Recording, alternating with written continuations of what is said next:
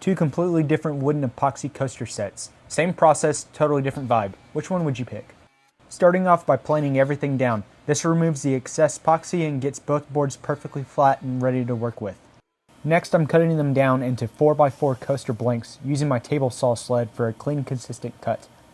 Over at the router table, I'm adding a roundover to each coaster. I start with the end grain and take multiple light passes to keep everything smooth and to prevent tear out. Then I hand sand the edges with a 180 grit sanding sponge. The router leaves small imperfections that only show up after the finish is applied. Now on to the bases. I'm cutting small blocks with the miter saw that will act as stoppers to hold the coasters upright. This part looks simple, but spacing is everything here.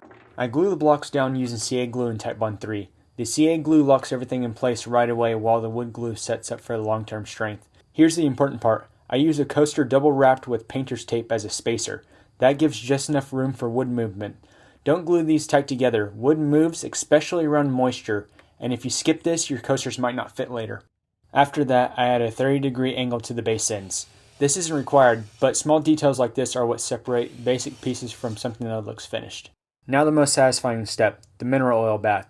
This is where the grain and epoxy really come to life, but don't rush it. If the surface isn't prepped right, the finish will highlight every flaw. After this, I follow up with beeswax finish off camera to add further protection. Back to the base, I use an awl to mark where I'll drill for the feet. If you eyeball this, it'll look off. Small details, big difference. Then I drill pilot holes and install the rubber feet to keep the base from sliding and to protect surfaces. And here's how both sets turned out. Cherry with sky blue epoxy and poplar with jade green epoxy.